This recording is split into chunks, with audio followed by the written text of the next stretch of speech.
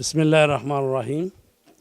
मजलिस उलमा Asia Europe के तावन से आज का ये प्रोग्राम हो रहा है जो कि मेंटल हेल्थ केयर के हवाले से मशवरे दिए जाएंगे और ये Darul Hadi Islamic centre Manchester में मुनक्कद हो रहा है और इसमें हमारे जो मजलिस उलमा के यूथ और जो यहाँ से मुतल्लिक़ा लोग हैं वो इसमें शरीक हो रहे हैं और इसमें हमारी बहनें भी शरीक होंगी और भाई भी, और वो मेहमान जो कनाडा से प्रोफेसर तशरीफ़ लाए हैं वो इसमें आकर वो बात करेंगे। बहुत शुक्रिया जी।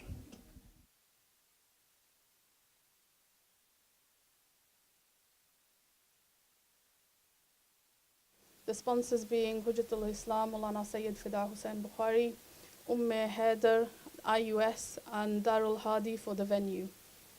May Allah subhanahu wa ta'ala assist them too as they've assisted us for this event. This event to you, as you can see, there's banners here, is brought to you by Majlis Ulama Shia Europe. And it'd be apt for me just to give you a brief background about the organization. The organization was established in 1993 by a group of like-minded ulama who saw a need in our centres for clear guidance and clear assistance.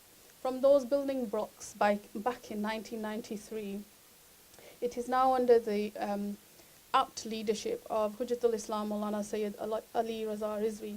He has achieved and still forwarding MUS mission to new heights and actively speaking against oppression around the world and forwarding the human rights agenda as prescribed by Islam.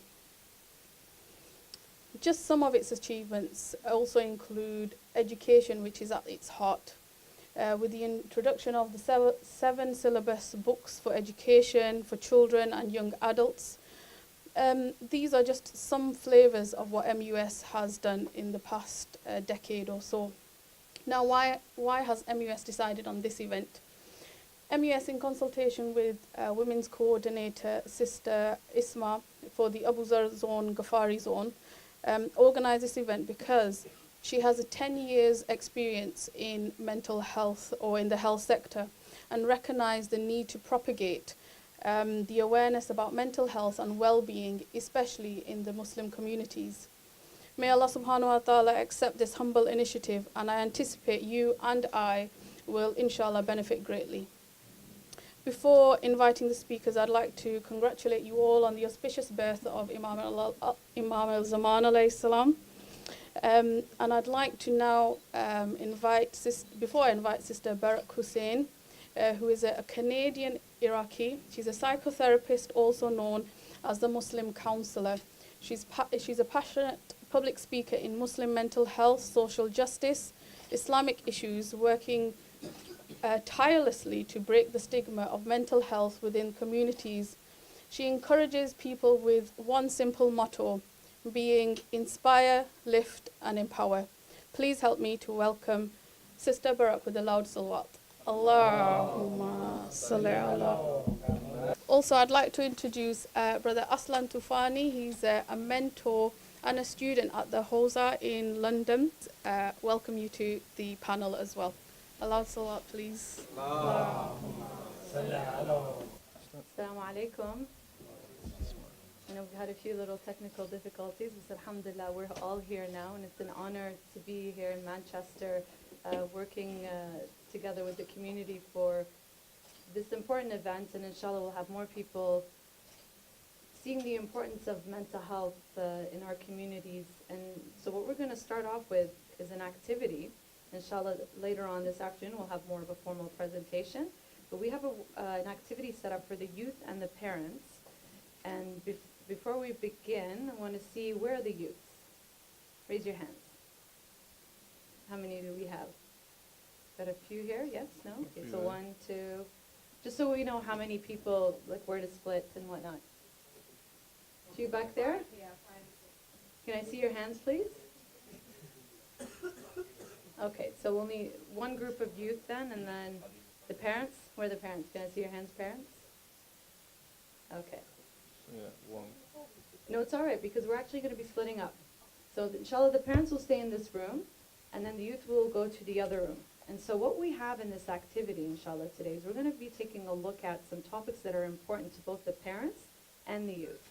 Usually around education, what do we have them here? I have them behind. They were here. So education, friends, family. What would you say are important events in your community that you find that both the parents and the youth struggle with? And by the way, I have some goodies from Canada here that I will be giving away, especially for people who are interactive, because it's not just going to be us who are going to be talking, right? So we're all going to be working together and sharing ideas together. Assalamu alaikum. So we're here in Manchester at Dar es Salaam, and right now we're in the midst of the activities where we see the young ladies are exploring the different topics that's important to them. So from education, family, friends, social media, and I always forget the fifth one, but there's a fifth one in there. And so they're exploring in terms of what's important to them, what do they want their parents to know, issues around that topic. So this activity is designed to try and bridge the communication with the youth and the parents to understand issues that matter to them. Sometimes with cross-generational issues or cross, the age, the generation gap, we tend to go like this rather than like this. So inshallah, this activity is designed to bring that communication closer to understanding. So here we have the young ladies. Let's go check out the parents on this side here. So in this room we have the parents who are also discussing the same topics, and you can hear them. They're actively chatting with each other and exploring ideas. So let's see what they're writing. We've got some family here. Already discussed education. So far so good. Everyone's talking. So let's go down here and let's check out. So the male youth are in here with brother Aslan. I don't know what's going on. Let's just barge in right now. Change the way. Salam. So they're busy actively working. Right? Yeah. Okay, are you guys gonna get started on the ideas? Because I need to write down. Yeah, so we're just brainstorming now and then we're gonna write it down. Awesome, okay. Because they're ahead of you, huh? We've got the time frame. Oh, you think they're ahead of us, but Okay, it's fair a enough. strategy. Okay, alright, so we've got around 15 minutes to have everything written down. Alright. Alright? Thank you. So here we have the younger folks here, and this is probably the funnest part of the whole event, arts and crafts. I think I'm gonna leave the other group and just stay here and work with you guys. What are you building? What are you making? What are you making here? You're not sure yet? The little monster? You guys have a lot of fun stuff here. What were you making? I was trying to make a monster as well, A but monster, one-eyed pink monster? I was trying to make it 2 eyes, but one of them wouldn't stick on. Oh no, so we're gonna have to try more glue, huh? You guys having fun? Sort of, yeah? Maybe? Do you want some chocolate? No? Oh, we have someone who doesn't like chocolate here. It's alright. Social media. So the young ladies wrote there's a positive aspect to social media. There are some nice Islamic pages out there. I absolutely agree with that. There's a lot of negative as well. There's so much out there that you can access that can be both, right? Peer pressure, idolism, parent support. So for the peer pressure here, so many young people use social media or post pictures of themselves hoping to get likes, right? Because you feel good when, so many people start liking. I have people coming to my office who actually are upset about the fact that they don't get enough likes on their posts. Why? They connect their worth to how many friends or how many likes that are out there. But is your worth truly connected to something that is almost fake out there? I'll give you an example. This is an extreme example, but it just happened recently. In Canada, there was this couple, a power couple, so to speak. They were both surgeons, doctors, okay? They've been married for a number of years and they have children. On social media, they showed themselves to be perfectly happy together, all the trips they were going on, all these things that we do, right? You just want to show them off. Sorry, this is a little bit extreme, what I'm going to say next. He killed her 2 weeks ago. There was violence in the home, domestic abuse. What you see out there is truly not what could be happening behind the camera. This is an extreme case, like I said. But if you filter this down to smaller examples in your life of, people going on trips or enjoying the food that they're posting or whatever it is, it could be that people want to show things that they want, right? So it's tricky when it comes to social media. And that is connected to your well-being and your mental health, right? Because what you see, the expression, the grass is greener on the other side. You want what they have, right?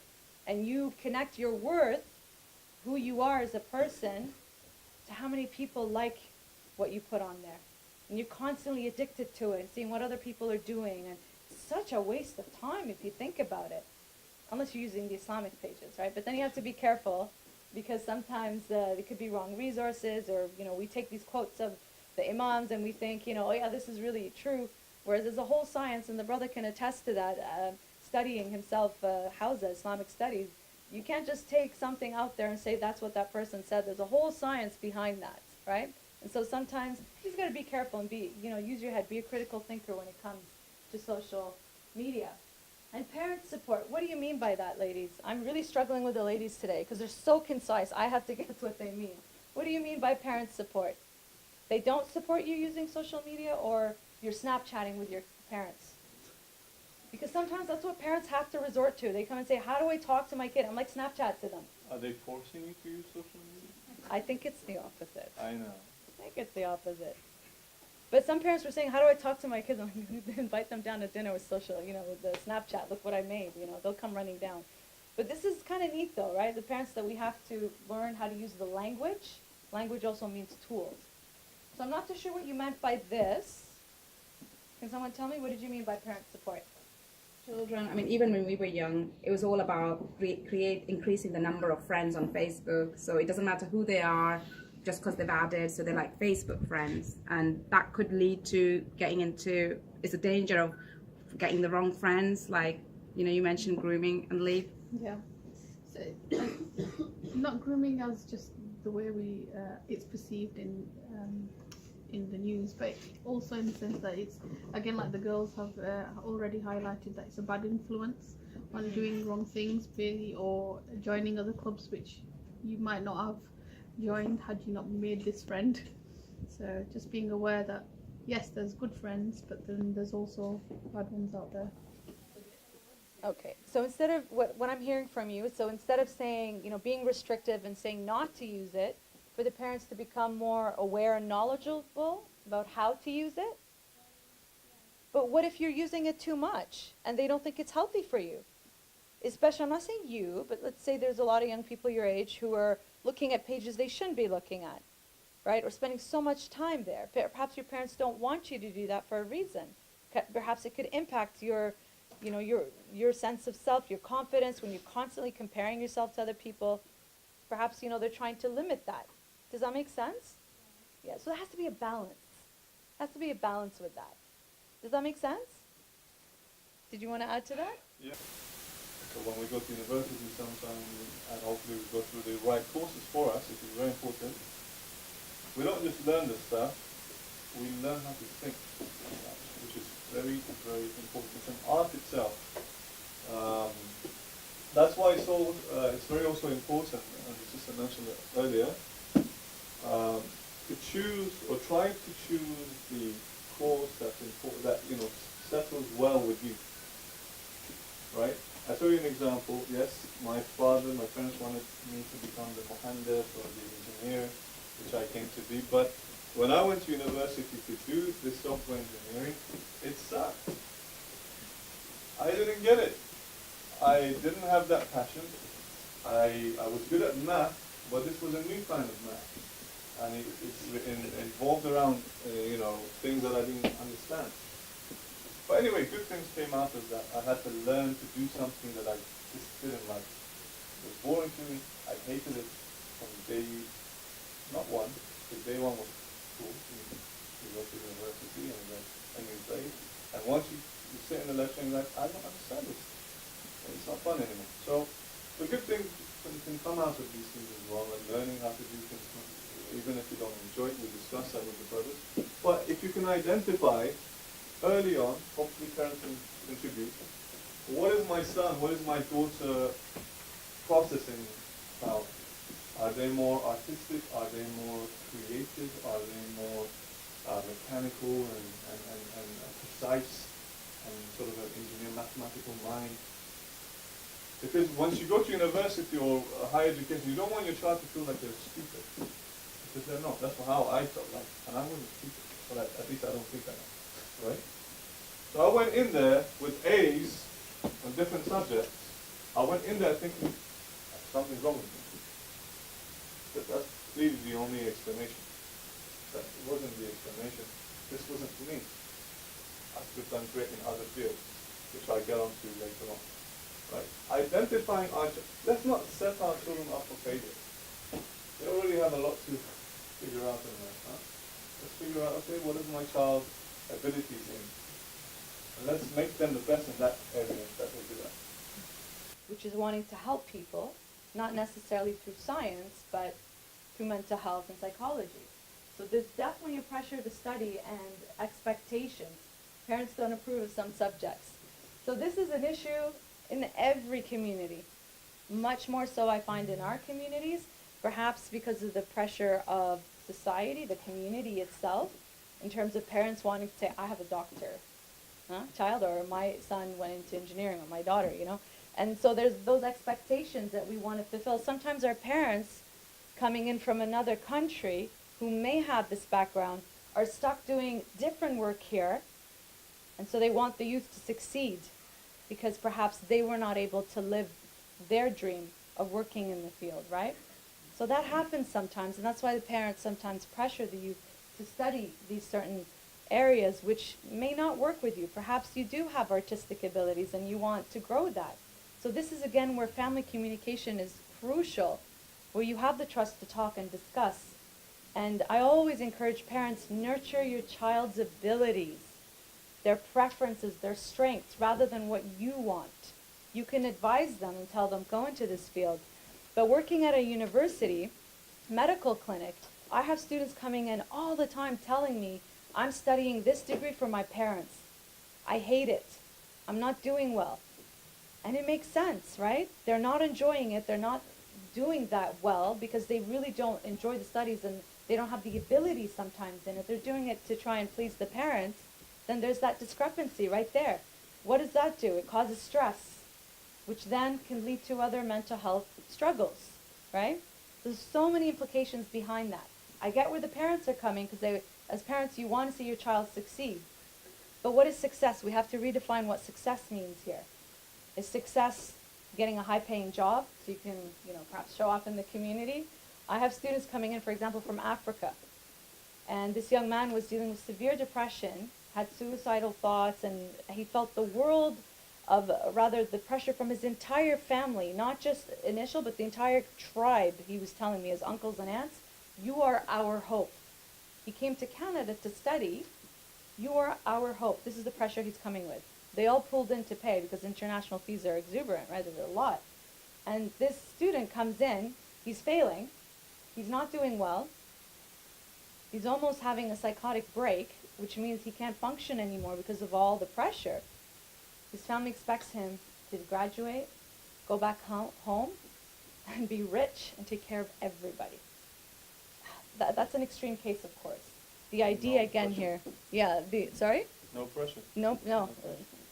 He's cracking, so to speak, under the pressure, right? So the extreme case is like that, but the idea here is we want to nurture a child with education. Perhaps out of line, what can I do to help you with that? Absolutely. I remember my mom, she would not let us do any housework or anything extra, just school during the work week. Weekends, me and my brothers had vacuums and we cleaned the house and we did all that. But during the work week, our mom wouldn't let us do anything. She said, focus on your schoolwork. Come weekend, you help me out after. So this is important too. The relationship is, as parents, how can you help your child succeed? You can have that, discussion, that talk on what their needs are and what your needs are, right? So we're getting close to the end here, and I know we smell the biryani. We're hungry, right? So I'm going to speed it up here now, because food is very important, which is funny enough we didn't talk about here, right? Food is very That's important. all we were thinking about, so it's okay. Okay, all right, fair enough. So here we have, I'm going to do religion first and then I'll get to social media. So religion, we talked about as parents, I don't here first. So religion, so you might convert. So help me out here, young ladies. What did you mean by that? You feel that you might convert? You think your parents think that you might convert? What did you mean by that? Can somebody tell me? The young ladies? Bless you. Because I'm guessing here what you mean by that. I don't know what you mean by that. What did you mean by that, ladies? Yeah. What did you mean by you might convert? You think your parents think that you might convert? Yeah.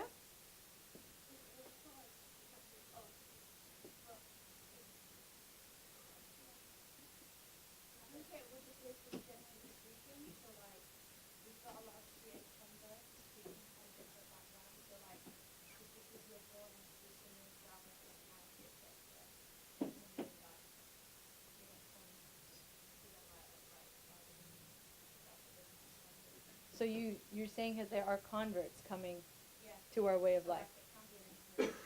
A positive influence and negative as well, right? Because you have different cultures here.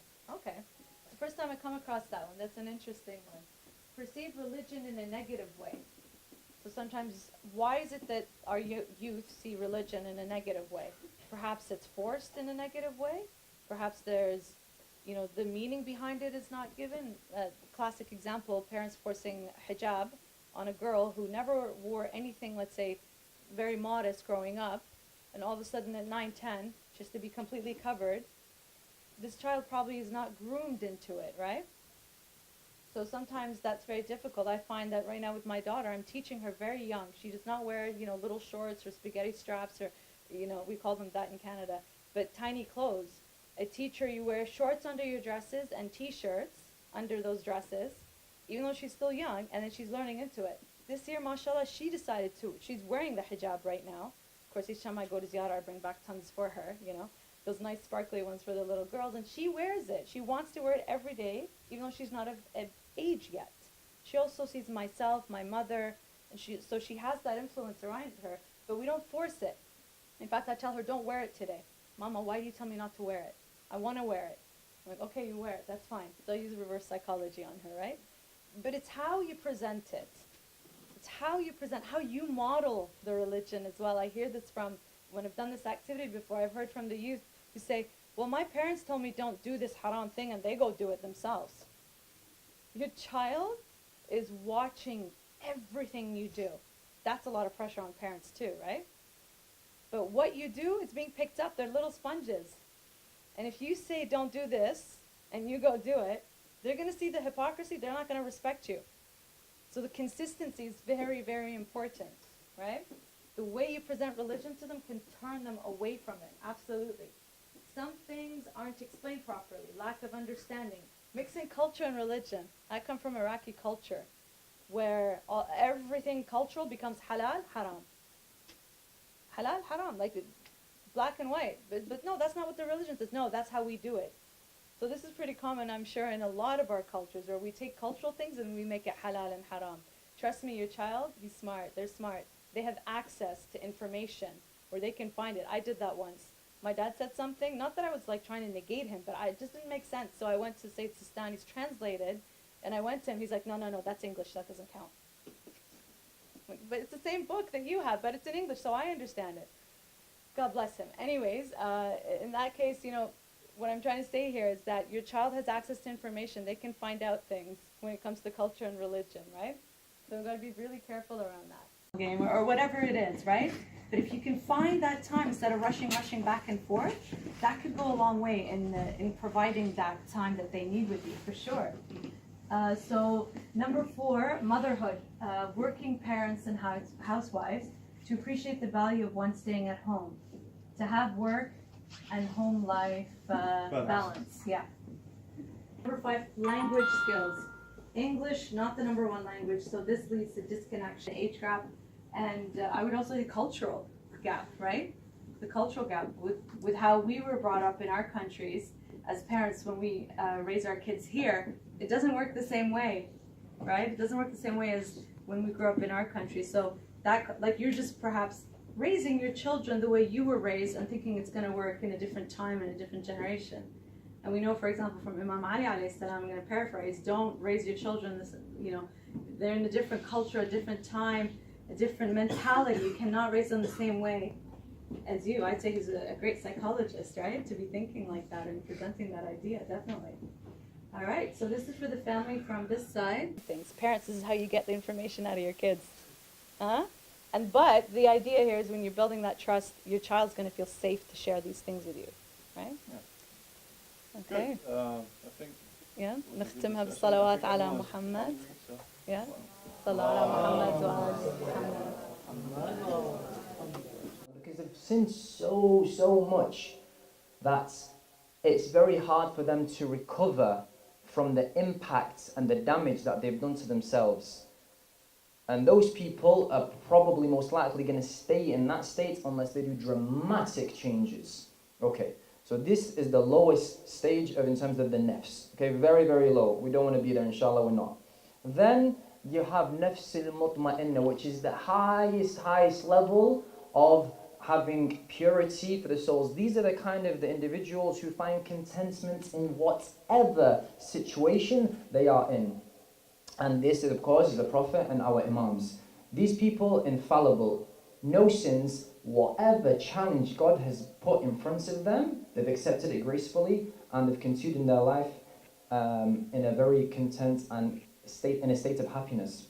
Perfect example of this is Imam Ali alayhi salam. And the moment when he was hit on his head, instead of complaining about, oh, this guy hit me on my head, and it's all poison and things like that, and instead of moaning about it, he comes out with a statement of, I have succeeded by the Lord of the Kaaba. Okay? Imam Ali's mindset is somewhere else. We're here so indulged with the materialistic side of things, and Imam Ali, somebody literally just killed him, he's going to die in a couple of days later, and he's saying, I have succeeded by the Lord of Kaaba, and that means his state of mind is so close with Allah subhanahu wa ta'ala, that some materialistic thing that this guy's done has not even affected him, his mind's somewhere else. And of course, being hit and being killed is one of the biggest tragedies that can happen to yourself. He's in a different world, but again, he's in al-mutma'inna, the highest stages there, content, happy with what?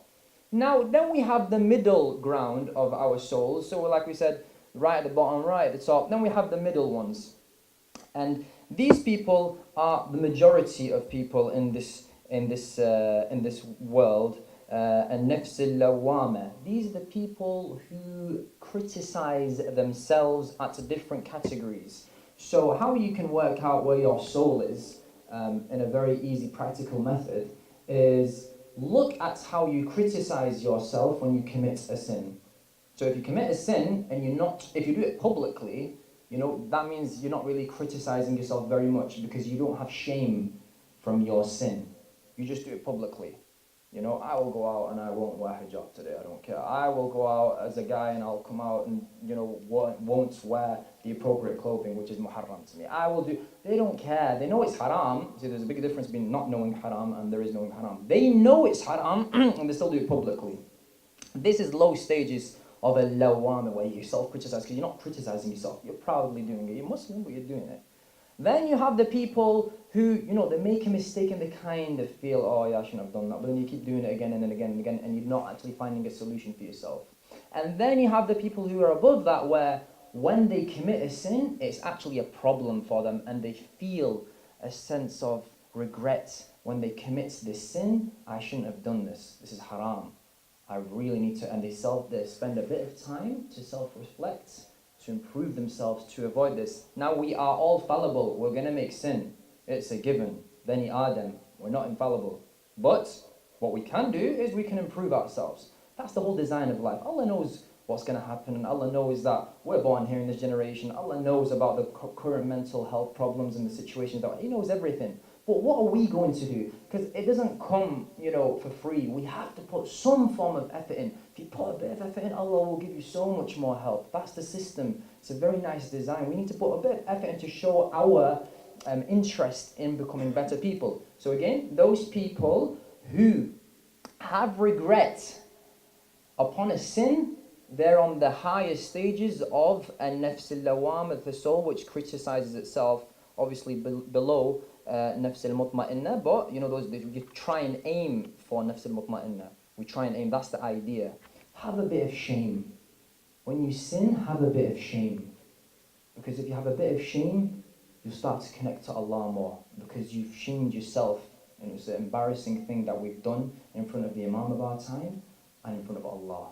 Have a bit of shame, and that will bring you to the high state. This is a practical way to get closer to Allah. So people just say, we don't know anything, we've got to attend lectures, we don't know anything, no one's saying anything, we don't know, they just stay in Siyam, Salat. Practicality, get yourself involved, and that's the idea. So, to improve yourself as well, if you want to start climbing the stages, again, faith in Allah, and that's having a strong iman, so obviously, so self-criticizing and self-acknowledgement of what you're doing, and gaining the knowledge and putting it into action.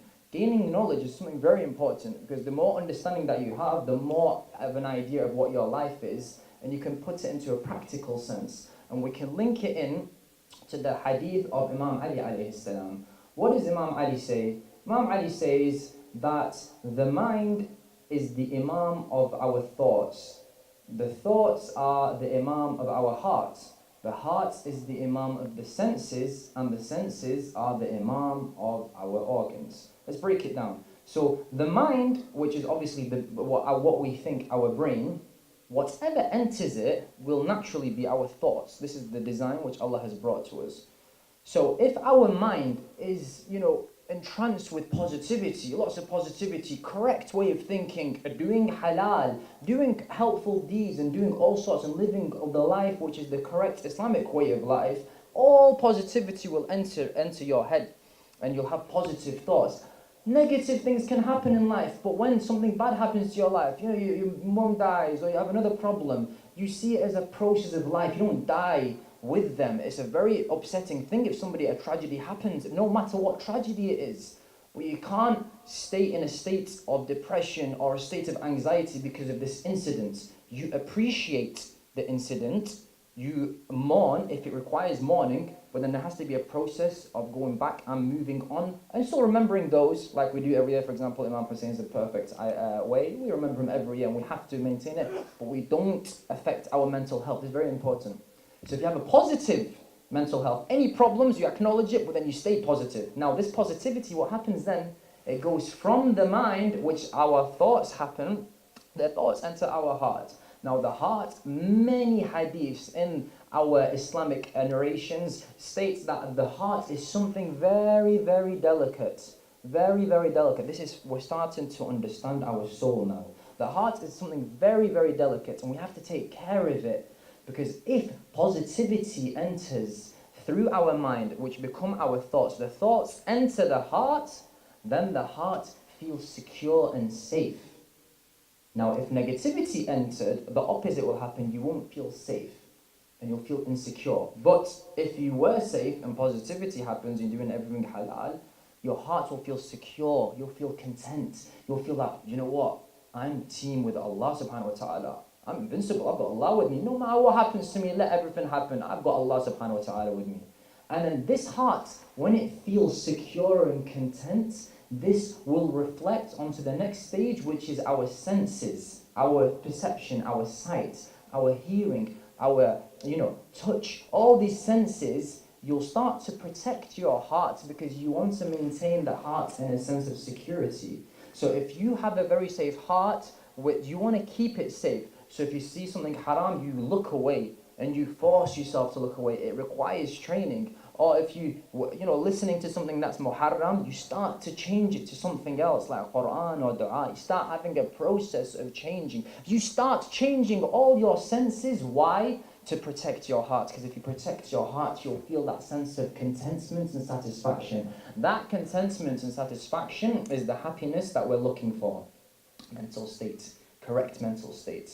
Now, if you have your perception, which is, this is haram, your organs, your limbs, you're not going to walk towards the haram, you're going to stay away from it, which is the final step into the design that Allah subhanahu wa ta'ala has established through the saying of Imam Ali alayhi salam. You stay away from the haram. You don't want to get close to the haram. This is not for me. I want to maintain my heart in a state of contentment. And where does it all start with? It all starts with positive thinking. Our culture is not positive. Okay? Biryani was made. Oh, this is nasty, they put too many chilies in. They're all complaining. We can't be like this. Find the positivity in it. For example, now it's sunny, but most of the time it's raining here. Oh, it's raining. Oh, doggy day, isn't it? It's not. Find the beauty of it. Find that it's a rain from Allah subhanahu wa ta'ala to give nourishment for our crops to grow. Find the positivity. Be positive. Get out of that state of mind. Just get out of the shackles which the society has put us in. And obviously, through this, it's through Allah subhanahu wa ta'ala. So that's another state. Finally, Imam al-Sajjad alayhi salam, through a beautiful dua, Makarim al-Akhlaq, Sahib al-Sajjadiyya, there are certain supplications which we can do, which you can do research upon. These will bring ourselves out of depression and anxiety. Simple du'as. Make sure you know the translation, by the way. Don't just say things without understanding it. If you don't know Arabic very well, or if it's in Urdu and you don't understand Urdu very well, keep the copy of the translation, because the translation will make a massive difference. And there's no shame in learning it for English. There's no shame at all. Learn it and understand it, and fully absorb the dua. The more you absorb it, the more effect it'll have. It'll get rid of these problems that you have. So just to conclude, in terms of the Islam and the mental health, again, the main things is faith in Allah, climbing up the ladder of your nafs, maintaining our soul, protecting our heart, and of course, the establishment of dua, which is a very strong concept, because the dua has the power to change outcome. آخر دعوانا والحمد لله رب العالمين والصلاة والسلام على محمد وآل بيته الطيبين الطاهرين صلوات.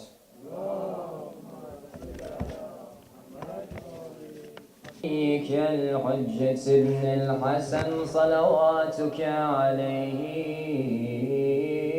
وعلى آبائه في هذه الساعة وفي كل ساعة وليا وحافظا وقائدا وناصرا ودليلا معينا حتى تسكنه أرضك طوعا وتمتعه فيها طويلا برحمتك يا أرحم الراحمين. I am stranded in the deserts of corruption, looking for the oasis of justice. I am stranded in the deserts of corruption, looking for the oasis of justice. The voice of the people is echoed with lies. Those that are the perpetrators are victimized. Those that are oppressed lay in their own blood and die.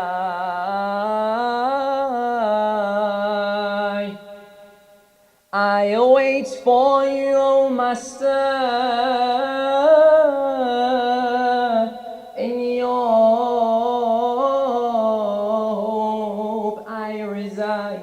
The powerful and corrupt all fear your eyes. Whether they admit it or not, the relief will soon arrive. They don't shy in saying it in public that if the Mahdi returns, we shall fight him like those in Karbala. They consider fighting the Imam an obligation. To secure their illegitimate wealth, they resort to this great sin. Oh my Master, in this age of fitna, I seek your help. Please guide me to the right path, for there are many roads of deviation, but there is only one path to salvation. We see, O Imam, our own corrupted by this society. They pray for your return, O Imam. But such states that if you return, they be your end. O Imam, you are our gate to Allah. Please intercede for us so we may find relief soon. Through you, O distressed soul, who is left not unanswered when he calls. Mankind shall find relief from this age of corruption. So indeed, your participation is required. Our leader, the shining star, our leader, if you can clap with me and recite with me, calling for our leader, inshallah. And of course, we want him to arrive as soon as he can, but of course, through improving ourselves first. جزاكم الله خير الجزاء. صلوا على محمد وآل محمد.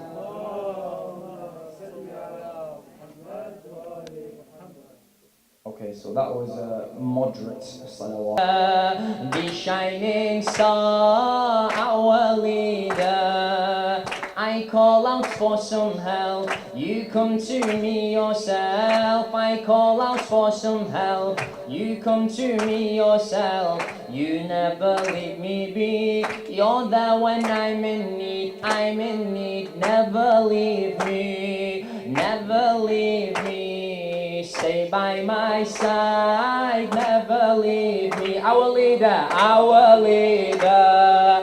Our leader. The shining star. Our leader. Our leader. Our leader. The shining star. Our leader. I'll serve you till the end of time when I'll defend. I'll serve you till the end of time when I'll defend. Under your true command, like father and his child at your service, till my last breath, at your service. Our leader, the shining star, our leader, louder, our leader, the shining star, our leader. The earth is full of fear, we really need you here. The earth is full of fear, we really need you here. We really need you here. Our prayers, please do hear, please do hear. Please don't delay, please don't delay. Not even one day, please don't delay. Our leader, the shining star, our leader. Let's do louder. Our leader, the shining star, our leader. For how many more days until your name displays? For how many more days until your name displays across the sky's blue maze, replacing the sun's rays, your pure beauty, your pure beauty. My eyes await your pure beauty. Our leader, the shining star, our leader, our leader, our leader, the shining star, our leader. O Imam, this world full of its discretions, the Muslims, be they seemingly the righteous of all, are the most corrupted. One should not stab a brother in the back, but they do so with no conscience. O Imam, the blood of Hussein calls for its avenger, so for the sake of Hussein, return to us sooner. Despite our bad conduct, we ask you to hasten, for this era is the peak of evil. Not safe are even our children. The world is a prison for the believer. Yet in this prison is the Yusuf of Ahl al-Bayt, grants companionship.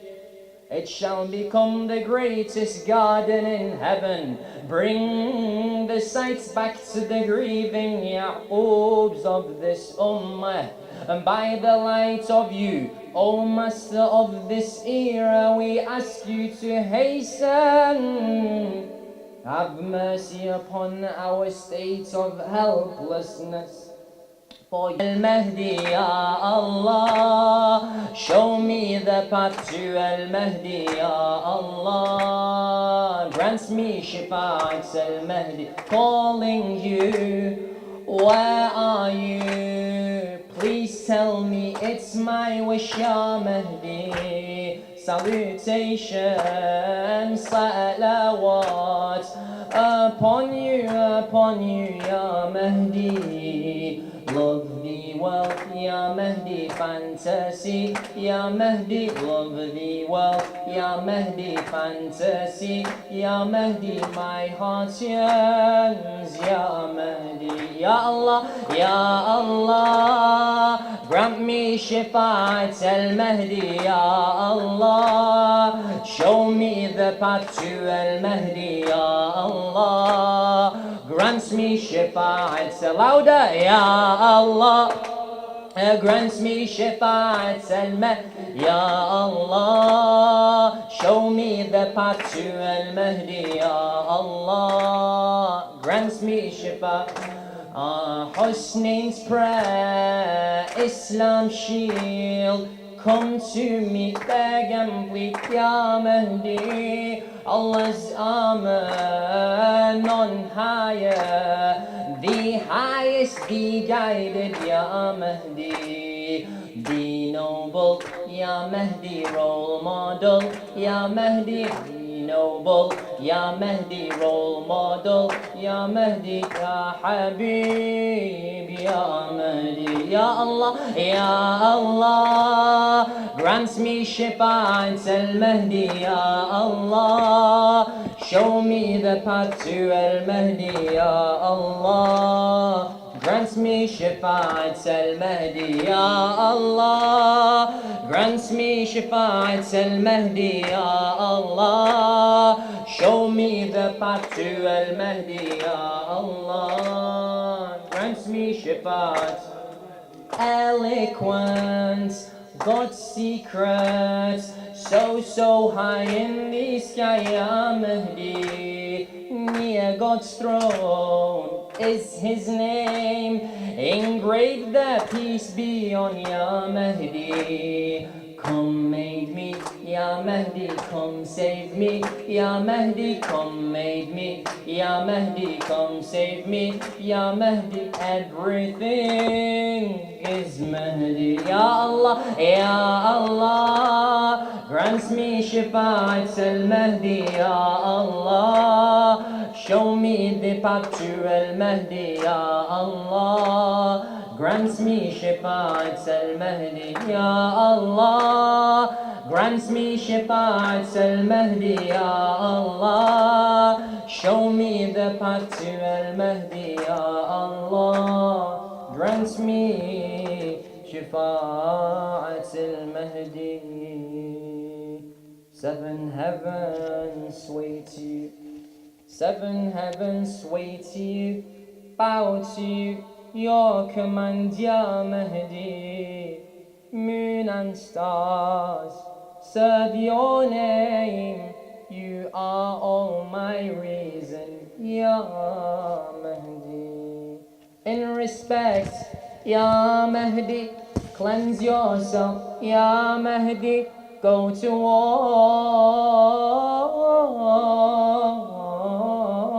Ya Mahdi, Ya Allah.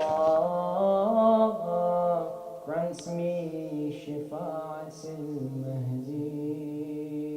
Salli ala Muhammad wa ali Muhammad. Indeed, inshallah, we ask Allah to grant us the shifa'at of Imam al-Mahdi, the Imam of our time. Jazakumullah khair for your participation. I believe there's some kind of raffle going on. Muhammad wa ali Muhammad. Salli ala Muhammad wa ali Muhammad. For the hastening of the appearance of our 12th Imam, can we have the loudest of your salats ala Muhammad wa ali Muhammad. محمد وآل محمد. بسم الله الرحمن الرحيم. اللهم كن لوليك الحجة ابن الحسن صلواتك عليه وعلى آبائه في هذه الساعة وفي كل ساعة وليا وحافظا وقائدا وناصرا ودليلا وعينا حتى تسكنه أرضك طوعا وتمتعه فيها طويلا برحمتك يا أرحم الراحمين. اللهم صل على محمد وآل محمد. اللهم صل على محمد وآل محمد. اللهم صل على محمد وآل محمد. أحسنتم، جزاك الله خير الجزاء.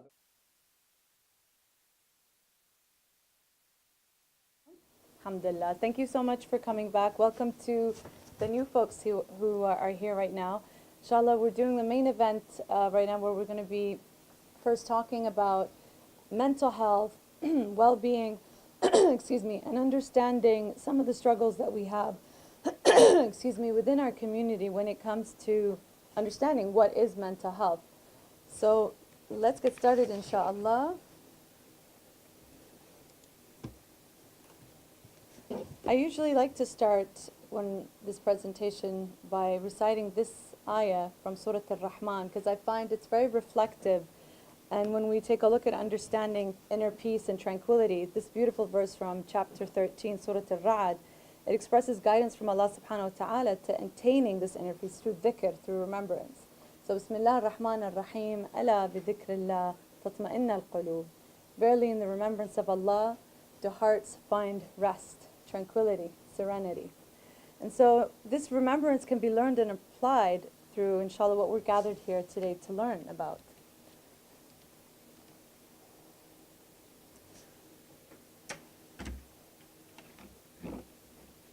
Seem to be full of technical challenges today, but alhamdulillah, we've been overcoming them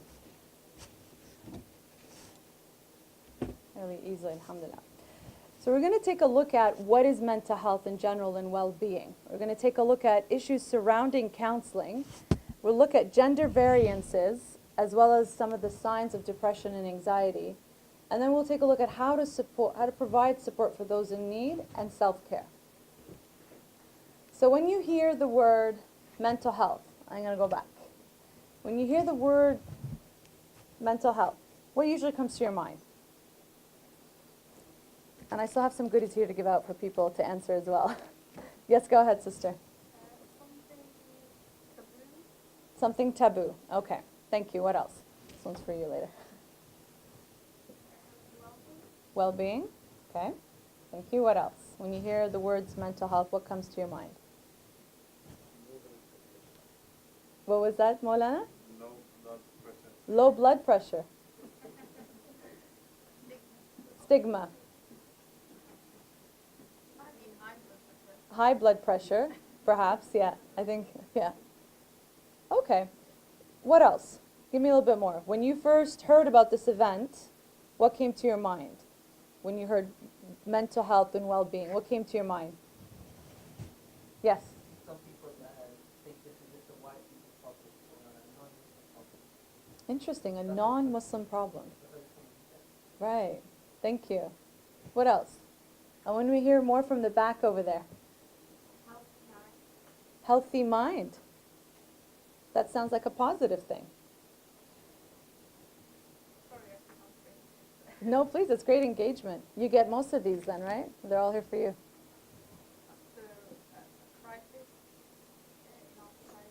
Crisis. Crisis for the youth. So it's interesting, we heard a lot of negative words. High blood pressure, low blood pressure, problems for the youth, you know, a non-Muslim issue, but it still happens, right? So we hear negative things mostly. I heard only one positive, well-being.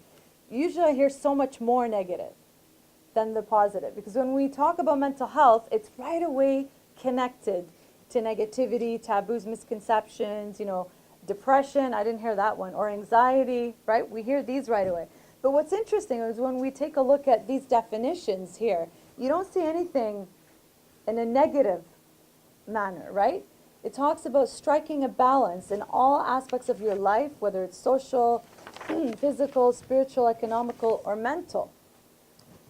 Nothing really negative there, right? It's just about balance. And the World Health Organization also describes it as a state of well-being, excuse me, in which every individual realizes his or own potential, can cope with the normal stresses of life, can work productively and fruitfully, and is able to make a contribution to his or own community. Now let me ask you this question. When we hear physical health, what comes to your mind? All positive traits such as energy, healthy eating perhaps, sports, so physical fitness, right? So more in the positive. Yet when we hear mental health, right away we think of negative things. Right away we think that it means that you're losing your mind, you're crazy, right? Those are the immediate taboos that we hear. And I remember as a student coming from an Iraqi community, when people ask me, what are you studying? I said psychology. I'm going to translate, I'm going to say this in Arabic. They say, رح تصيرين مجنونة مثل هذول اللي راح تداريهم. You're going to be just as crazy as those people that you're going to be treating. And I find this hits the point exactly in our community when it comes to misconceptions and misunderstanding around the topic of mental health. We think this is funny, but the reality is when it comes to the statistics, when 1 in 4 or 1 in 6 or 1 in 5 amongst ourselves are struggling with mental health, it's not a funny matter anymore, right? Let's take a further look in terms of definition. So when we're talking throughout the presentation, inshallah, you'll understand fully what it means. So we look at the University of California. I was trying to find a good definition, and I came across this, which I really liked, and it describes it well. In terms of well-being, it's describing a conscious, self-directed, and evolving process of achieving full potential. That's a very positive description, right? So why does it matter? Because maintaining an optimal level of wellness is crucial to live a higher quality of life. So it matters because everything we do and every emotion that we feel relates to our well-being.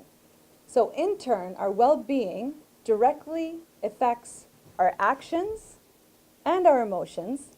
So it's an ongoing cycle.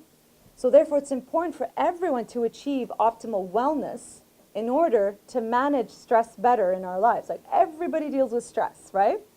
And so this reduces the risk of illness, and then it ensures positive interactions, which is what we were talking about earlier today. Does that make sense? Yeah. So it's not a very scary definition anymore. And if we take it a step further, they describe the 8 dimensions of wellness. So occupational, career-wise, right? Emotional, spiritual, environmental, financial, physical, social, as well as intellectual. So you see how holistic it is. All aspects of our lives. And if you notice earlier today, we touched upon a lot of these aspects within the categories that we were exploring in order to help you reach your full potential. So we were talking about statistics, and I found some interesting statistics when it comes to the UK, which is very similar to what we have in North America. We take a look at anxiety and depression as being amongst the top mental illnesses. So I just want to actually go back a step further in terms of defining mental health and whatnot. So we all have mental health, right? In Arabic, الصحة النفسية. We all have mental health. When does it become a problem? When we don't manage it well. Then it becomes a mental illness or a struggle or an issue, right? An illness would be something that is diagnosable by a doctor, like categorized like that. So do you understand? We all have mental health, just like physical health, but then it becomes an issue when we don't take care of it. So the issues or the illnesses or the struggles, the top 2 that we see are anxiety and depression. Interestingly enough, 7.8% of the population meet that criteria. to 10% of people in England will experience this. And this is, interestingly enough, correlated to your socio-economical background as well. Again, anxiety and depression is estimated to cause 1/5 of days lost of work in Britain, which shows you how that impacts your productivity at work. And 1 in 6 adults, they had a common mental disorder, and the NHS describes 1 in 4 adults and 1 in 10 children experience potentially these illnesses over a lifetime. So we see that over the last few years there has been an increase in that, like we were saying earlier today. And so this is why, part of why we need to understand more of this within our own communities. So let's take a look at what are some of the misconceptions and what are the barriers and also the common illnesses that we deal with within our own community. This is always fun to go through because people then become quite shocked or surprised or maybe, oh yeah, I knew this all along in terms of the myth. So you guys are going to help me with this as well, all right? So number 1, mental illnesses are not real. True or false? False? They are real. Just because we cannot see them per se, right? We assume that they're not as real as somebody breaking a leg or somebody having a diabetic issue. Does that make sense? Right? When we hear somebody who got in a car accident, la samahallah, right? What do? We go to their families, we perhaps help them with the cooking, taking care of the children, depending on what's happening in the family, right? We're quick to jump, or if there's somebody gives birth, all of these things, correct? Why is it then if we hear that somebody had a schizophrenic break of mind, or they tried to hurt themselves, perhaps wanting to kill themselves, or we hear they're put in the psychiatric ward in the hospital, we shy away from that. We don't go ask about them. Probably we'll hear more gossip, but we won't go and find out or how we can support and help. Have you noticed that? Yeah. So that's part of the misconceptions that we have around that. They are real illnesses just because we cannot see them. And so if somebody breaks a leg or they have a diabetic issue, what do? You go to the hospital, you go to the doctor, right? Or the hospital, you get the diagnosis, you get the medication, you get the cast, right? When you break a leg, you don't go tell the person you should go pray more. You should go read Quran. You should have more faith. The leg is broken. You need a cast. You need to subdue that pain. Then perhaps you can do dua for shifa, right? So that's what happens mostly in our communities. When somebody has an illness, people tend to say, you know, maybe you don't have enough faith. You know, you should go read more Quran. And mind you, yes, there are studies that we know this as Muslims, that it does impact our spiritual health.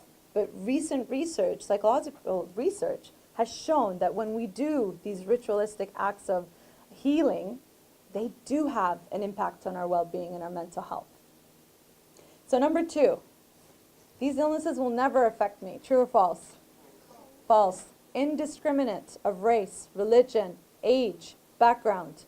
And we see in the recent years in social media and just in the public, you've seen famous people who unfortunately have either taken their lives because of depression, right? Or have come out and started speaking about things that we've seen an increase perhaps of more awareness.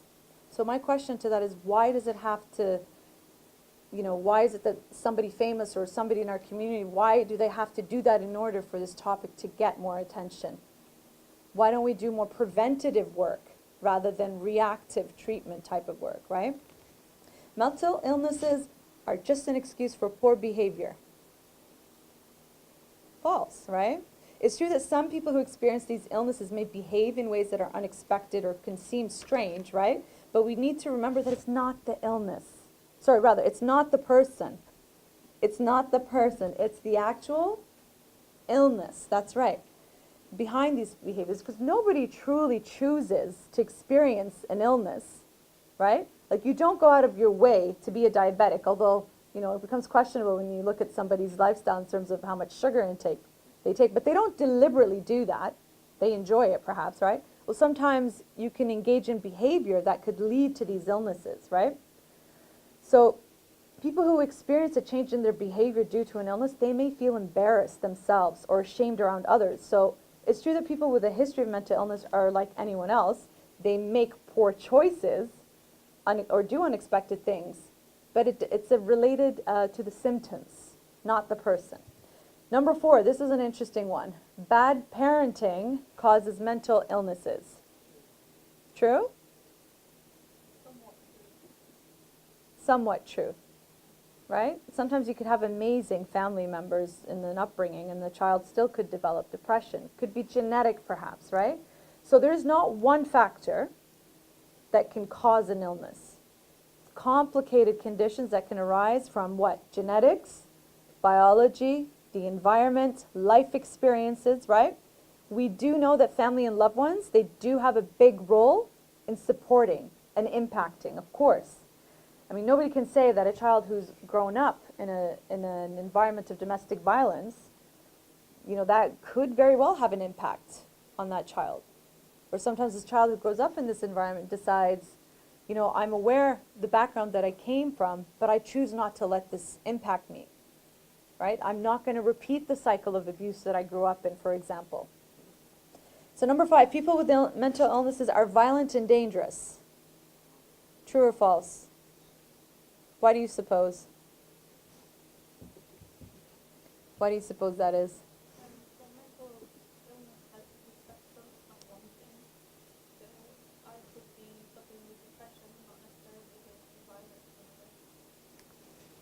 True. You could be experiencing that, but again, what comes out is a result of the illness, right? What's interesting is that some people try to predict violence so that they know what to avoid. However, the causes of violence, as we know, are also complicated. And researchers agree that mental illnesses are not a good predictors of violence. In fact, if we look at mental illnesses on their own, people who experience them, okay, are no more violent than those without an illness. Excluding people, on the other hand, that is linked to violence. It's also important to note that people who experience mental illnesses are the ones who are most likely to be isolated. So that's the link there. Does that make sense? Number 6, people don't recover from mental illnesses. False. Right. And true at the same time. Meaning, I always use the diabetic example because we can connect to that in terms of physical illnesses. A diabetic tends to be somebody who's going to be living with it long term. Would you not say like a lifelong illness? They have to manage it, right? They manage it with medication, change in lifestyle maintenance, definitely a change in diet, right? So the same idea with mental illnesses. Sometimes you could have an illness that you could recover from, right? But most of the time, people who experience clinical depression will tend to have it for the rest of their lives. Could be triggered by stressors, but they can manage it. You can still live with it, but you can manage it to still lead a healthy lifestyle, okay? So how about number 8? People who experience mental illnesses, they cannot work. I skipped the stress one, right? So people with mental illnesses can't handle stress. They kind of go hand in hand, right? Stress. Do you believe that people with these illnesses can handle stress? No? Yes? What's interesting is that they will handle it probably better than people who don't have mental illnesses. Why do you suppose that is? So people living with mental illnesses can handle stress better than others. Why? They get used to it, yeah? They learn how to solve problems in a different way, right? They learn stress management strategies, right? Problem solving. So they take care of their stress before it becomes an issue, which then could trigger something. So if you're inherently predisposed to an illness, you may be living, you know, for a long time without experiencing whatever you could be, you know, pre-programmed, so to speak, whether it's a mental or physical illness, right? But then let's say you experience something in your life that causes you a lot of stress. And then innately what you have becomes triggered. So it comes out in the form, let's say, of anxiety. What does anxiety sound like or seem like? For those of you who've seen it or experienced it or the idea of it, what is anxiety? How can that look like? Could imitate a heart attack, definitely, the panic attacks. What else? Maybe tightness in the chest, trouble breathing, worrying, overthinking, right? So let's say you're fine and all of a sudden a stressor comes into your life that trigger these symptoms, but then you learn how to manage it better. right? And so when we apply this to the next point, number 8, people who experience mental illnesses cannot work. True or false? Again, why? Why do you suppose that is? You manage it, right? Yeah. You can adapt. I'm not sure what the culture in the workplace here is in the UK, but I see in Canada, for example, there's become more awareness around mental health, and we've seen that in the last 5 to 8 years. Before that, we didn't really have the same kind of awareness that we have now, but also in the workplace now. People have become more aware that you can take a mental health day. You can have a sick day for, you know, having a severe depression where you can't function, you can't go to work, right? So there have been more accommodations over the last few years for that. So number 9, kids can't have a mental illness like depression. Those are adult problems. False? As we said earlier, it's indiscriminate of age, right? The problem, though, with children, the idea of mental illnesses is that sometimes they appear at a younger age and we may not be aware of it. It could come out in what kind of behavior? Anger, perhaps, rebellion, you know, hitting kids at school, bedwetting. It could show in different ways, but we may not clue in as, you know, there could be an issue going on here. So it's really important to pay attention for those early on, because what happens is if they become undetected and there's no supports for the growing child, their brain development gets impacted by these illnesses as they're growing. And it could really develop their personality a different way and their behaviors. So it's really important to note these things in our children. And number 10, everyone gets depressed as they grow older. It's just part of the aging process. True or false? False, yeah. Like we said, it's indiscriminate. What's interesting, though, is that the elderly, again, when we talk about isolation, especially in the Western culture, maybe not so much in the Muslim culture, where there's a huge emphasis on family and taking care of our parents just like they took care of us when we were young, right? We grow up with these values. We find in most Western countries that the elderly are then just put into a home to be taken care of. Mind you, there are situations where sometimes we are forced to do that because we don't have enough support or we don't have the skills to help some, like a member who's really ailing, right? But for the most part in our communities, we take care of our families. So there's less likely to be isolation for the elderly, which, as we know, can lead to depression. Does that make sense?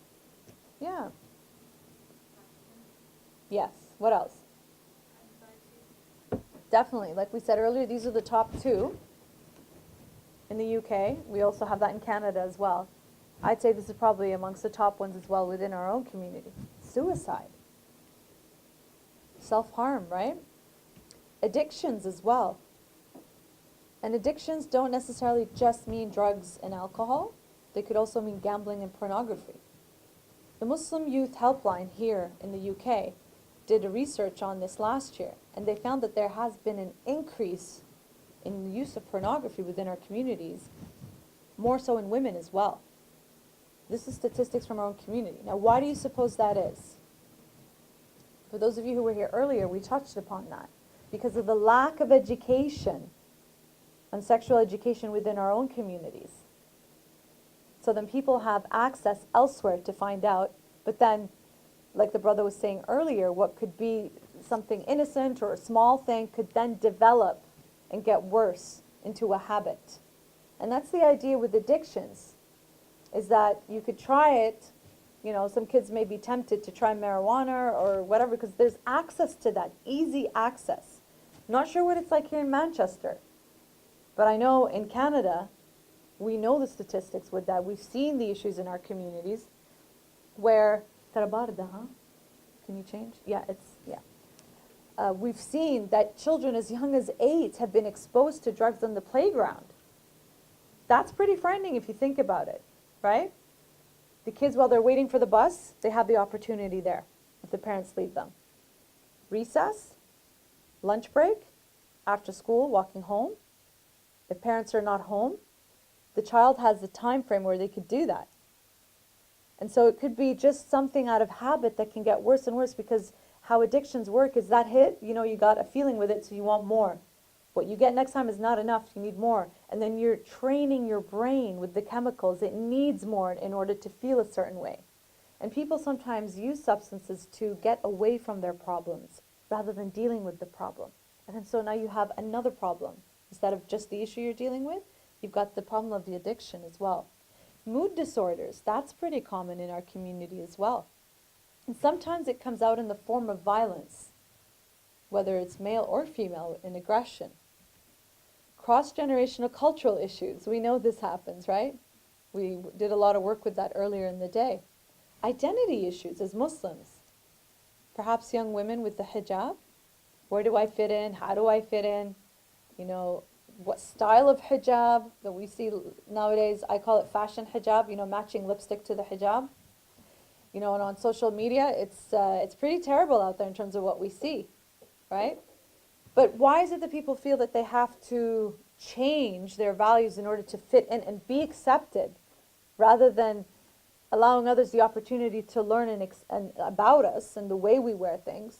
For example, we have World Hijab Day now, and that is implemented into the workplace. In fact, I've done that at my own workplace, where I bring in hijabs, all the ones I don't want anymore, I wash them and I bring them. I have new ones too, and I'll bring them, and we'll have, try on a hijab. And some of these ladies would actually wear the hijab the whole day. They wanted to experience what it was like. Now, some of these women, when I talked to them and chatted with them afterwards and interviewed them, they say, I actually felt so beautiful in the hijab. As opposed to, having to worry about the physical appearance, I felt that when I was talking to people, that didn't matter. And they owned it, mashallah, like how they wore it, because I'd helped them put it on, and they kept it on, they kept the hijab after as a gift. But you see the difference here. Rather than changing the way you wear your hijab to try and fit in and be accepted, especially us young ladies, teenagers, right? You want to fit in with your people there. But how about we get them to look at us a bit differently with the hijab? If we have these initiatives like, World Hijab Day, wear hijab to work. You see? Do you have these kind of initiatives here? Yeah? Alhamdulillah. So I know I brought up female Muslim identity issues, but I'm sure there's a lot with the young men, right? What could be some of the common issues that young Muslim men deal with? Used to be a beard, but now it's style, so no beards. Now it's in style. You can get away with it. It's a little bit more comfortable. Before, everyone thought, oh, this guy's got a beard. What's the use? Why you want the beard stuff? And the trends and stuff like that. It's trendy now. Yeah, it's easy to have that and get away with it. Yeah. What else? What could be some other issues? Identity issues that we experience. I guess another one is perpetrating the work environment. A lot of the conversations sometimes the colleagues might be having are not halal. Or things to do with alcohol, those areas of life which is not permitted in your religion. And I guess if you're a Muslim, you can't always feel like you want to stay outside this conversation. So I guess it's a challenge around fitting in as well. Right. It's true. Yeah, it's a challenging one sometimes. Or handshaking, perhaps, things like that. Yeah.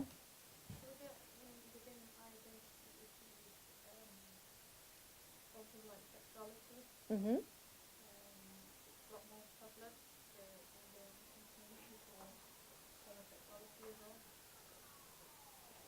So that's become recent in the last few years. I would say that's always been there, but it's only the last few years that it's been something that's brought out more within our communities, right? Something we talked about a bit earlier as well in terms of how to approach that. See, all of these here are their own workshops that we can have a whole hour or two, even more, to talk about. PTSD with wars and refugees, right? Issues related to domestic violence and abuse, sexual abuse, child abuse. These are things that are happening in our community. Islamophobia and the effects of that on us, right? What other ones do you suppose that we have in our community? Yep, so mood disorders, yep. What else? Ones that we didn't touch upon here. So stress, if not taken care of properly, could lead to these issues, right? Did we cover most of the issues that you find happening in our communities?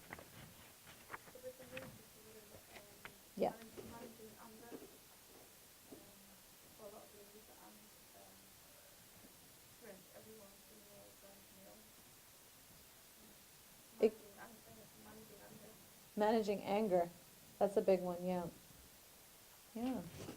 Okay, I'm going to get everybody to stand up. Let's go, stand up. Because I feel that we're all falling asleep. That's what rice can do, right? So just stretch out a little bit. Tense your muscles and release your muscles. Tense and release. Arc your toes. Ground yourself and then tiptoe. Get those muscles moving. Usually you can do that without moving much. Just like tense your whole body and then release as well. Got the blood flowing a little bit? Yeah? This is also a stress management technique, right? And you can do a little bit of deep breathing as well with that. So holding your breath and releasing as well. A couple more times.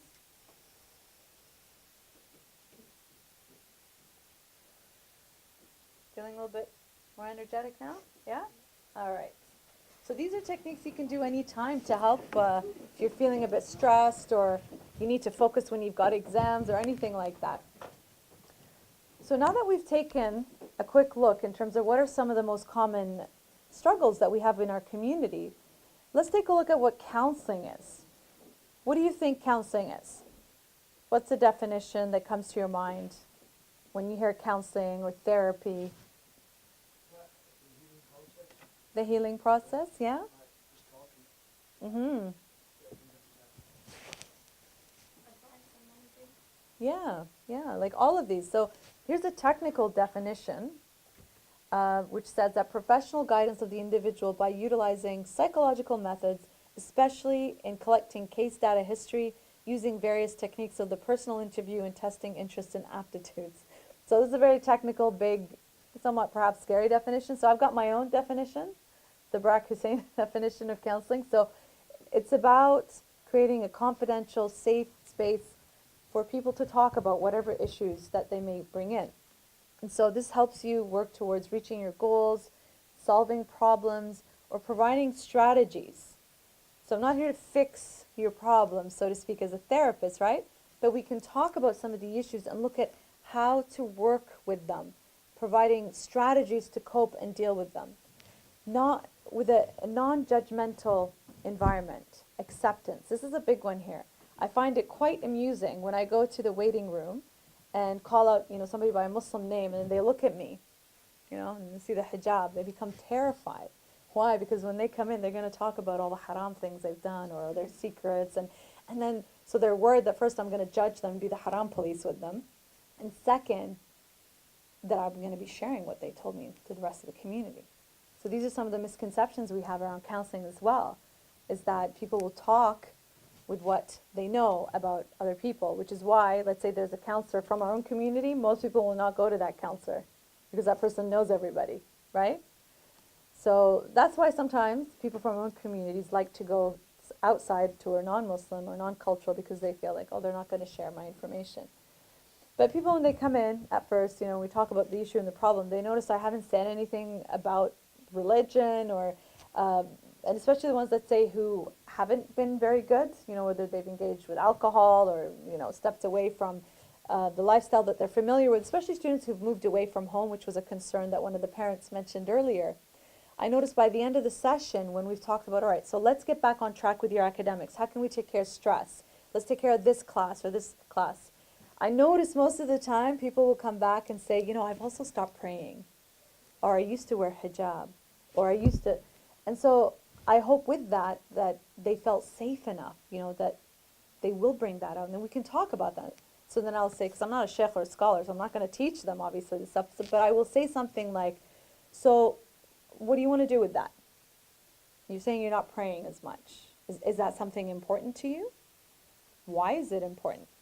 Okay, so if it is important and it brings you, some people say it brings me a calmness, it brings me that routine. It's something that my family taught me growing up. So then how can you incorporate that into your life to bring back that peace? I had a student several months ago who said all this stuff. I stopped praying, I don't read the Quran anymore, I'm not engaging in behaviors I should be engaging in. And so I said, okay, well, how do you want to bring that back? So I didn't tell her how to do it. I asked her, how would you do that? And so she brought it back, said, well, I'm going to start reading more Quran. Because the last time I saw her, alhamdulillah, she said, I have been on my prayers, I have been reading more Quran. I said, how does that make you feel? A typical therapist question. How did that make you feel? She said, I felt more at peace. So she herself found the benefit of bringing that back into her routine. So it's always interesting to see how people, because I have people from so many different backgrounds that come, right? Sometimes I have folks of Christian background who are religious and they want to incorporate spirituality into the therapy. And so that's how we can incorporate it as well. So we have short-term or long-term, and we also take a look at all the things that we discussed earlier, right? Ranging from stress, anxiety, depression, relationships, families. Have lots of students who come in from other countries as well, and so we talk about those issues. Sometimes I have students who all of a sudden money stops coming in, right? A lot of students from Nigeria, their parents can't send them money right now because of what's going on in the political situation there. And so these students have had to stop school, work, to save money for their studies, but they're very stressed out. They're not doing well academically, right? So these are some examples that I come across. And if it's something that I cannot help with, then I will refer them either to my colleagues or other professionals with mental health backgrounds. So it's really important to encourage that. And so you have some resources that we have here, and if you are interested, you can email me, or inshallah I'll pass them along to Sister Isma, and then you can have access to that, inshallah. So I just want to quickly describe, before we finish off, the differences amongst the different professionals, okay? So who remembers what work I do? What does that mean? No, psychotherapist doesn't necessarily mean Muslim counseling. It doesn't mean specifically Muslim counseling, right? That's just the public name that I use, the Muslim counselor. But psychotherapist is somebody who's completed a master's in graduate studies, okay, and can do therapy, but they cannot prescribe medication, nor can they diagnose, okay? We're the popular ones because we don't charge as much as, let's say, a psychologist who can be specialized in a certain area, okay? They can also do research, they can diagnose, but they cannot prescribe medications. Psychologists, they usually also go by the title doctor, and they finish a PhD. A psychiatrist, you've heard of psychiatrists? Yeah, so these are medical doctors who've gone through medical school, who've gotten the training, but they deal with psychiatric issues. So more severe illnesses like major depression, schizophrenia, right? And so they can diagnose as well as prescribe, as well as treat. But they usually have a reputation around them. And so we have this misconception about psychiatrists that they just give pills to people. They just give pills. And a lot of people will be afraid of seeing them. Now, what's interesting in terms of payment here, psychiatrists tend to be covered by your national healthcare provider, whereas psychotherapists and psychologists are not. So you have to pay out of pocket unless you have insurance coverage. So we covered these three, and there's also the GP, so general practitioner psychotherapist. These guys are like unicorns. You know why? They're rare. Well, unicorns don't exist. It's just an expression, right? So GP psychotherapists are medical doctors with medical training that can diagnose, that can prescribe medication, and also do therapy. So they're very popular. If you can find somebody who can do that, then they can understand the medical, the physical, as well as the mental aspect of therapy as well. Okay? So it's good to understand. And then we have social workers as well who finish graduate studies, masters at the master's level. And so they are more comprehensive. They do more case working in terms of, let's say, immigration integration, things like that. They have a caseload that they work with like that. It's a little bit different. And they can do therapy as well. So do we have a good understanding of the different professionals in the field? I had to do a whole presentation one time just on that. So this is in a nutshell, so to speak. I always enjoy finishing this presentation with this beautiful riwayah that's attributed, saying rather, that's attributed to Imam Ali alayhi salam. And so it says, your remedy is within you, but you do not sense it. Your sickness is from you, but you do not perceive it. You presume you are a small entity, but within you is enfolded the entire universe. You are indeed the evident book, by whose alphabet the hidden becomes manifest. Therefore you have no need to look beyond yourself. What you seek is within you, if only you reflect. And I find, with this reflection, inshallah, what we've experienced today, what we've learned about, that we can reflect more about our mental health, physical health, because these are really, really important in keeping family units together, strong, which is what we need in terms of preparing ourselves for the Imam, right? Having strong family units, good mental health, and supporting and reflecting within each other, inshallah. Sallallahu ala Muhammad wa ali Muhammad. So a huge thank you to the Majlis al-Ulama Shia of Europe for being very innovative and supporting the initiatives around mental health awareness in our community. As we know, there's so many struggles that every community experiences when it comes to family issues, mental health, marriage issues, youth. There's a whole range of struggles that we can experience, and it's so important that we have the scholars on board working with mental health specialists to bring more awareness to these topics that can essentially really harm the society. So when we work together like that, it works with prevention in terms of, rather than being reactive to the issues that can come up. So alhamdulillah, I'm really pleased and happy and honored to work with the Majlis to helping the community, specifically here in Manchester. This is the first time that we do this here, and inshallah we can do this annually as well. Blessings on my journey, inshallah.